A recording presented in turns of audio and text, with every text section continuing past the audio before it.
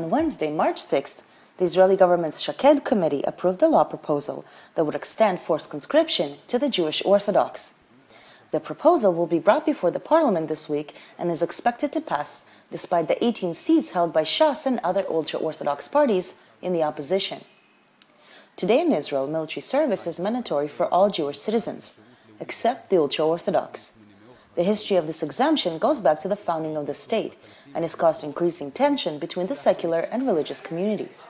Following the 2012 social justice protests, a new party under the leadership of journalist Yair Lapid was formed with the promise of equalizing the burden when it comes to military service. The slogan has become the party's political crutch, and after the law proposal passed just the first reading, its leader rushed to declare a historic win for the nation. עיוות חוקי והיסטורי שנמשך 65 שנה תוקן כי היינו נחושים ועמדנו על שלנו. Writing in Haaretz last week, Yossi Klein says Coca-Cola's catchphrase, "Love life," is a good motto. Who doesn't love life? It's a good slogan even though it doesn't actually say anything and has no connection to pop drinks. Equalizing the burden is also a good slogan. It's catchy and convincing despite not saying anything. Shachar Ilan is a lobbyist for Chidush, an organization supporting the conscription of the Orthodox. יש פה איזה משהו אבסורדי שבו ממשלה אחת מקבלת החלטה מאוד קשה, שהמשמעות שלה היא עימות חזיתי עם ציבור שלם, ואומרת לממשלה הבאה, תיישמי את זה.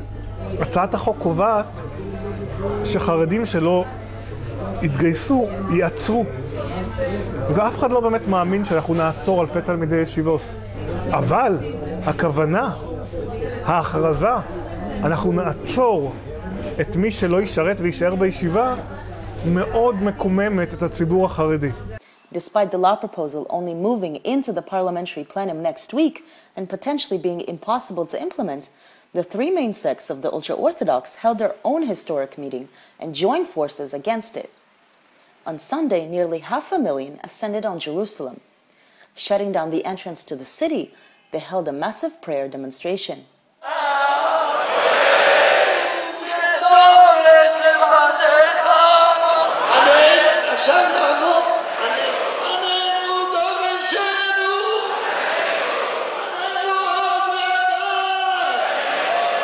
The committee that brought forward the law was formed by the union of Yair Lapid's Yesh Atid party with the Settlers' Party, the Jewish Home.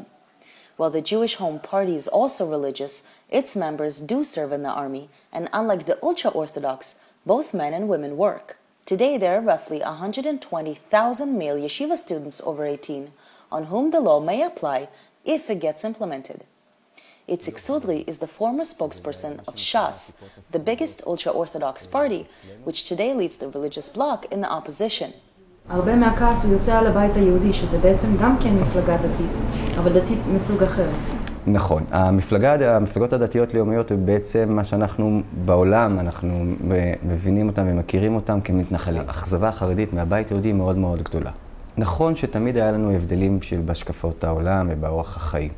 אבל היה איזשהו, אני חושב שהיה כבוד לאורך כל השנים. הברית הזאת, זה היה הסכם לא כתוב שהחרדים אמרו למתנחלים, אתם תעזרו לנו לשמור על תורת ישראל, ואנחנו בתמורה נעזור לכם לשמור על ארץ ישראל. וזה הבדל עצום. ברגע שהבית היהודי, המפלגה שמייצגת את המתנחלים, הפרה את הברית הזאת, שאוקיי, אנחנו כבר לא מחויבים לשמור בשבילכם, לעזור לכם לשמור על תורת ישראל. החרדים באו ואומרים עכשיו, אנחנו לא מחויבים לשמור על הברית שאומרת לעזור לכם לשמור על ארץ ישראל. ככל שישראל הופכת לחברת מיעוטים מפולגת, יותר ויותר קשה לה להגיע להסכמות, לפתור דברים בלי עימות. הנושא של השוויון בנטל, של השירות החרדים, קורע את החברה הישראלית כבר 60 וכמה שנים. אבל בגלל שהציבור החרדי כל כך גדל, הוא הפך משאלה מוסרית של שוויון לשאלה מאוד מעשית של עתיד הכלכלה ועתיד הצבא.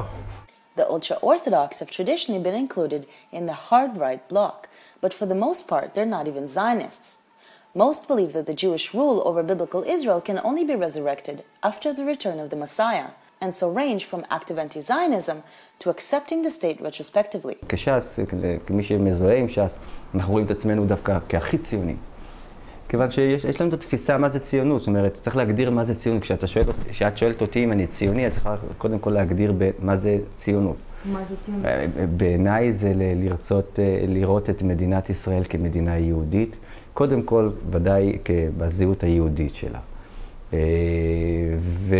כלומר, שכבה אחרת של זכויות ושל אזרחות. יהודית ודמוקרטית, כשהיהודית גוברת על הדמוקרטית. איפה שהיהדות מתנגשת עם הדמוקרטיה, אז בתפיסת העולם שלנו היהדות יותר חשובה מהדמוקרטיה. הם מרגישים מותקפים בגלל הדרישה המאוד מוצדקת שהחינוך החרדי יתחיל ללמד מקצועות כלליים, כי בחינוך החרדי שמדינת ישראל מממנת לא לומדים כמעט מתמטיקה וחשבון, דבר שבעצם מהווה הפרה של שורה של אמנות בינלאומיות, שבעצם פוגע ביכולת של הבנים החרדים לעבוד בעתיד. הפחד האמיתי של החרדים הוא שהצעירים שלהם שיגיעו לצבא לא יישארו חרדים בגלל ההשפעות החילוניות של הצבא. כלומר, זה לא המוסריות של המלחמה או המוסריות של הכיבוש או המוסריות של בכלל להשתתף בצבא. הציבור החרדי הוא הציבור הימני ביותר בישראל. זה לא, כלומר, אם אתה בודק עמדות, אז יותר חרדים דוגלים בעמדות ימניות מאשר מתנחלים. הסטריאוטיפה שאתה רואה אדם דתי, אתה באופן אוטומטית צובע אותו אולטרה ימני קיצוני, זאת אומרת, שייך אותו ישר לקבוצות הבדלניות הקיצוניות. נכון שהחברה החרדית היא שמרנית מאוד, בכל מה שקשור לאורח החיים שלה ולתפיסת העולם שלה ביום יום, אבל כלפי הסכסוך הישראלי-פלסטיני יש לנו עיקרון שאומר, עיקרון דתי, אמוני, שאומר שאסור להתגאות באומות העולם. התפיסה החרדית היא מסכימה עם העיקרון הזה של שתי מדינות לשני עמים, וכן מסכימה לרעיון הזה של שטחים תמורת שלום. The historic unification of the three streams of ultra-Orthodoxy to organize the Jerusalem demonstration may create a new bloc in Israeli politics, according to Sudri, becoming the determining voice in fateful decisions.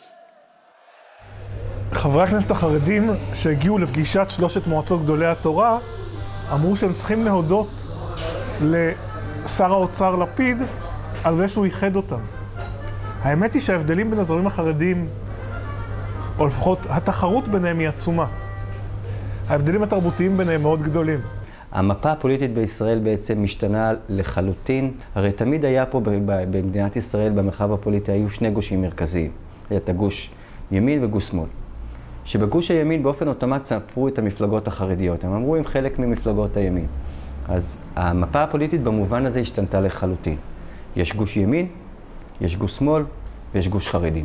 אז כל מיני החלטות גורליות חשובות בתוך החברה הישראלית שישבו פה על הסולחן, בסדר היום של הציבורי של מדינת ישראל, בעצם החרדים הולכים להיות על לשון מאזניים.